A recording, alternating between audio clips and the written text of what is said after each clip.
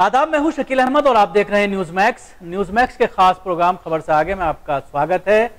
आज हम अपने इस प्रोग्राम में बात करेंगे मॉब लिंचिंग को लेकर। जिस तरह से भीड़ तंत्र के जरिए गौ हत्या के नाम पर दलितों और मुसलमानों को निशाना बनाया जा रहा है, इसी पर बात करने के लिए हमारे साथ मौजूद हैं बिग बॉस से जो काफी चर्चा में आए, बिग बॉस के हीरो स्वामी ओमजी महाराज जी, आपका स्वागत है।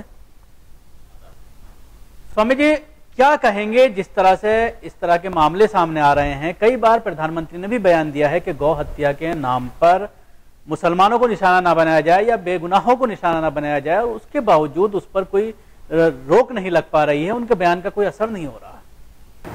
देखिए, मैं मॉब लिंचिंग का शिकार मैं खुद हूँ। आपने देखा है कि जब मैं बिग बॉस के घर से मैं निकल करके बाहर आया था तो न्यूज़ नेशन के स्टूडियो में मेरे ऊपर में भीड़ द्वारा हमला कराया गया मेरी हत्या करने के लिए। उसके बाद ये 8 जनवरी 2017 की बात है।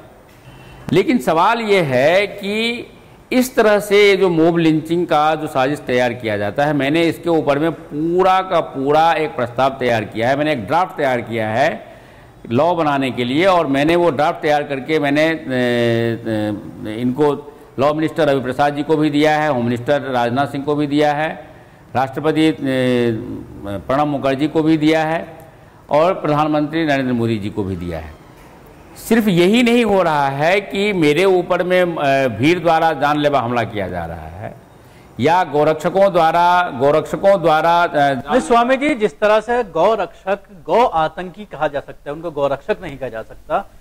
जो बिना वजह अगर कोई पालतू गाय भी अपने घर लेकर जा रहा है, जैसा कि मामला हुआ हरियाणा में, और उनको भी उनके ऊपर हमला किया जाता है, और उसके अलावा जिस तरह से ट्रेन में भी मामला सामने आया, जुनैद को मार दिया जाता है, तो खास तौर से मुसलमानों को निशाना बनाया जा रहा है, उस पर क्या कहेंगे? देखिए, मैं दोनों कम्युनिटी के बारे में बात कर रहा हूँ।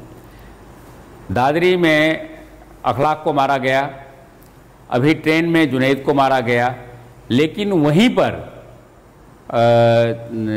पश्चिम बंगाल में कार्तिकेय घोष को मारा गया। तो ये जो दोनों साइड से मुसलमान हिंदुओं को मार रहे हैं, हिंदू मुसलमान को मार रहे हैं।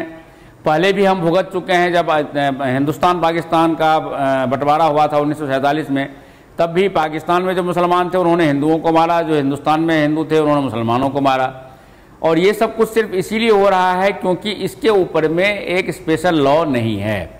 मैं एक लॉ इनेक्ट करने के लिए मैंने पूरा ड्राफ्ट तैयार करके मैंने गवर्नमेंट को दिया है, लेकिन ये गवर्नमेंट इतनी हिजरी, इतनी नपुंसक गवर्नमेंट है कि ये सब कुछ देखते हुए भी वो इसके ऊपर में कुछ भी नहीं कर रही है। मैं ये सारे जो भीड़ द्वारा जो हत्याएं की जा रही हैं उसके ऊपर में अब तो उनको ड्राफ्ट बनाने की भी जरूरत नहीं है। ड्राफ्ट तो मैंने खुद बना करके उनको दे दिया है। उसके ऊपर में सिर्फ उनको प्रोसेस करके उसको बिल लाना है। और मैंने उनको ये कहा है कि यदि आप ये मॉनसून सत्र में यदि आप इस बिल को नहीं लाते हैं, यदि इस कानून को आप नहीं बनाते हैं, तो मैं नेशन वाइड आंदोलन करूंगा, और मैं निश्चित रूप से करूंगा। मोदी जी मेरे पुराने मित्र हैं, युवावस्था से हम दोनों एक दूसरे के मित्र हैं। तो इस तरह के मामले स्वामी जी सिर्फ इसी सरकार में इस तरह के मामले क्यों आ रहे हैं? क्यों इस तरह की पॉलिटिक्स हो रही है कि हिंदू मुसलमानों को आपस में लड़ाने की बात कही जा रही है, और जिस तरह से निशाना बनाया जा रहा है मॉब लिंचिंग के जरिए, तो उसको लेकर बड़ा हंगामा भी हो रहा है, रोजाना प्रदर्शन हो रहे हैं जंतर मंतर पर, लेकिन सरकार कोई भी एक्शन नहीं ले रही। सरकार कुछ करना ही नहीं चाहती है। लेकिन एक चीज मैं आपको कहना चाहता हूँ कि ये सिर्फ बीजेपी सरकार में नहीं हो रहे, कांग्रेस सरकार में भी खूब हिंदू मुस्लिम सांप्रदाय के दंगे हुए हैं। चाहे वो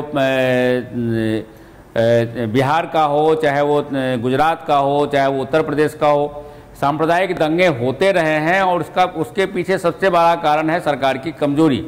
आप स्ट्रिक्ट एक्शन लीजिए ना, आप कानून बना करके स्ट्रिक्ट एक्शन लीजिए।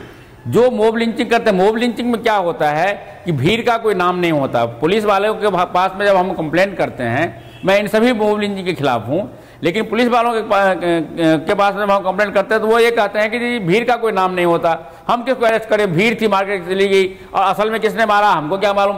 अरे भाई, सरकार पता लगाना चाहे तो क्यों नहीं पता लगा सकती? 20 लोगों ने मिलकर के जुनैद को। लेकिन स्वामी जी, अब जिस तरह की बात आ रही है, ये पहले बातें होती थी कि हम आइडेंटिफाई नहीं कर पा रहे हैं, लेकिन अभी तक जितनी भी लिंचिंग हुई है तो उसमें कहीं ना कहीं वीडियो सामने आया है, फोटोग्राफ सामने आए हैं, उनकी पहचान हुई है बाकायदा। जिस तरह से मामला अभी अखलाक का मामला हुआ या जुनैद का मामला हुआ या हरियाणा में जिस तरह से राजस्थान में जो पीछे मामला हुआ था, उसमें बाकायदा सबके फोटो आए हैं, उनके खिलाफ नामजद FIR है, लेकिन उसके बावजूद वसुंधरा सरकार उनके खिलाफ एक्शन नहीं ले रही। देखिए, वसुंधरा सरकार ही नहीं, आप ये देखिए श्रीनगर में पंडित मोहम्मद अयूब पंडित को जो भीड़ ने मारा, वो तो मुसलमान थे, मारने वाले भी मुसलमान थे, और वो सारे CCTV कैमरे में है, लेकिन कोई एक्शन नहीं है। मेरे ऊपर में जो ये जो 3 हमले हुए मॉब लिंचिंग का भीड़ द्वारा, वो सारे टेलीविजन में आज भी चल रहे हैं, सारे यूट्यूब में चल रहे हैं। किसी को बच्चा पूरा वर्ल्ड का एक बच्चा पहचानता है उन लोगों को, फिर भी FIR तक दर्ज नहीं है। अभी वहाँ पे दादरी में जो हुआ था अखलाक को मारने वाले एक आदमी का वहाँ पर शक्ल दिखाया गया, जो असली गुनाहगार थे उनको छोड़ दिया गया। पुलिस ने जो समाजवादी पार्टी के दुश्मन थे उस गांव के लोग, उनको उठा करके बंद कर दिया गया। अभी कार्तिकेय घोष की हत्या हुई वसीरहाट में, उसमें भी जितने भी हमलावर हैं सबको पुलिस जानती है, लेकिन कोई एक्शन नहीं। अरे भाई, वहाँ पर एक जिस आदमी ने, जिस बच्चे ने सोशल मीडिया पे डाला था अपने फेसबुक पे, उसको तो उठा करके फौरन ही जेल में बंद कर दिया, तो वो तो हो गया काम खत्म। अब इसमें मॉब लिंचिंग का कोई आदमी अपने घर से बाहर जा रहा है बाजार से सामान खरीदने के लिए, उसका कोई लेना देना नहीं उस कमेंट से, उसको आप मार रहे हैं सिर्फ इसलिए क्योंकि ये हिंदू है तो इसलिए मुसलमान मार देंगे, ये मुसलमान है तो इसलिए हिंदू मार देंगे। तो ये जो नरसंहार हो रहा है, ये तो जो पशु हैं वो भी ऐसा नहीं करते। पशु में भी आप ये देखिए, जिस गाय की आप बात कर रहे हैं, वो गाय हमारे गौशालाओं में सैकड़ों गाय एक साथ रहती है, कहाँ किसी को मारती हैं। या शेर जंगल में रहते हैं, 50 शेर एक जंगल में रहते हैं, कहाँ किसी को मारते हैं। ये हम लोगों को क्या हो गया है कि धर्म के नाम पर हम एक दूसरे की हत्या कर रहे हैं, जबकि कहा गया है कि मजहब नहीं सिखाता आपस में बैर रख। तो क्या लगता है कि राजनीतिक पार्टियां जो है अपनी सियासी रोटियां सेक रही हैं? डेफिनेटली ये सियासी रोटियां सेक रहे हैं। मुस्लिम तुष्टीकरण के लिए कांग्रेस हमला करवा रही है, हिंदू तुष्टीकरण के लिए बीजेपी हमला करवा रही है। इनको कोई मतलब नहीं है कि देश में निर्दोष लोग, मासूम लोग मारे जा रहे हैं। इनको सिर्फ और सिर्फ वोट चाहिए। असदुद्दीन ओवैसी मुसलमानों को भड़काता है कि 15 दिन के लिए पुलिस को तुम हटा लो, सेना को हटा लो, हम 25 करोड़ मुसलमान, हम 100 करोड़ हिंदुओं को मार देंगे। वहीं पे प्रवीण तोगड़िया कहते हैं कि सरकार हमको इजाज़त दे दे, हम पूरे मुसलमानों को मार के फेंक देंगे। तो ये सब भाई, ये क्या है? आप इंसान हैं, जानवर हैं, जानवर भी ये काम नहीं करता। आप कम से कम, चाहे जितने भी धर्म हैं, चाहे इस्लाम है, इस्लाम शांति का धर्म है, आप कहीं भी, मैंने तो नहीं कहीं, मैं कुरान शरीफ में पढ़ता हूँ, मैंने तो कहीं कुरान शरीफ में ये नहीं देखा कि तुम हिंदुओं की हत्या कर दो। या हिंदुओं के जो 18 पुराण हैं, मैं सारे पुराणों को जानता हूँ, सारे पुराण में पढ़ता हूँ, सारे वेद पढ़ता हूँ, वहाँ कहीं भी तो नहीं लिखा है कि आप मुसलमानों की हत्या कर दो। तो जब जिनको आप मानते हैं उन्होंने आपको आदेश नहीं दिया, तो आप जबरदस्ती अपने स्वार्थ की पूर्ति के लिए ये हत्याएं क्यों करते हैं? और करते हैं तो गलत है, उसके खिलाफ सरकार को। तो स्वामी जी, क्या बात है, आदमी अच्छा इंसान बनने को तैयार नहीं है। सारे मजाहिब हैं, सबकी तालीमात है मजहब की, और कोई भी मजहब इस तरह की इजाजत नहीं देता, लेकिन उसके बावजूद इस तरह। देखिए, मेरी एक संस्था है ओमजी इंटेलिजेंट कोऑर्डिनेशन इंस्टीट्यूट, जिसमें मैं सर्वधर्म संभाव का सम्मेलन आज से नहीं, मैं पिछले लगभग 45 वर्षों से कर रहा हूँ। इंदिरा गांधी के साथ जब मैं रहता था तो दिल्ली के रामलीला मैदान में और बॉम्बे के अगस्त क्रांति मैदान में, डिफरेंट सिटीज़ के रामलीला मैदानों में मैं सर्वधर्म संभाव सम्मेलन करता था। आपके जमा मस्जिद के जो अब्दुल्ला बुखारी जो इमाम थे, मेरे अच्छे मित्र थे, उनको भी मैं बुलाता था, पादरी को बुलाता था। एक जगह में तो जॉन पॉल II जो पहले पोप थे, उनको भी मैंने बुलाया हुआ था। तो वहाँ पर हम यही सब बात करते हैं कि आपस में मिल बैठ करके रहो भाई। आप जिस एक परिवार में हम 10 भाई रहते हैं, तो हमारा यदि कोई अपनी मेहनत से कोई आगे बढ़ जाता है तो हम जलन के मारे उसकी हत्या कर देंगे क्या? ये सारा सिर्फ यही है कि एक दूसरे से जल रहे हैं और एक हिंसा का रास्ता अपना करके इंसानियत की हत्या कर रहे हैं। देखिए, चाहे गौरक्षक मुसलमानों की हत्या करते हैं तो वो भी इंसानियत की हत्या है, और मुसलमान यदि हिंदुओं की हत्या करते हैं तो वो भी इंसानियत की हत्या है। उनको तो मजे मिल रहे हैं कि भाई हम वीर हैं, हम बड़े बहादुर हैं, उनके अहंग की पुष्टि होती है कि हमने मार दिया फलाने को। तो स्वामी जी, इस पर सरकार को आप क्या कहेंगे? जिस तरह से नरेंद्र मोदी जी 3-4 बार इस तरह का बयान दे चुके हैं कि गौ रक्षक इस तरह की हरकतें ना करें, लेकिन उसके बावजूद काफी स्टेट में जहां जहां पर भी बीजेपी की सरकार है वहां पर इस तरह के मामले आ रहे हैं और जो हत्यारे हैं उनके ऊपर कानूनी कार्रवाई नहीं की जा रही। तो क्या नरेंद्र मोदी के कहने का कोई असर नहीं है किसी पर? देखिए, सिर्फ बीजेपी की ही सरकारों में नहीं, आप पश्चिम बंगाल में देख रहे हैं बीजेपी की सरकार नहीं है, लेकिन वहाँ पर हिंदुओं की अभी हत्याएं हुई है। आधा पश्चिम बंगाल खाली कर दिया है मार मार करके हिंदुओं से। कश्मीर में जो कश्मीर ऋषि कश्यप की जन्मभूमि है, सारे हिंदू थे तो बाद में मुसलमानों को बनाए गए, सारे कश्मीरी पंडित को निकाल दिया गया।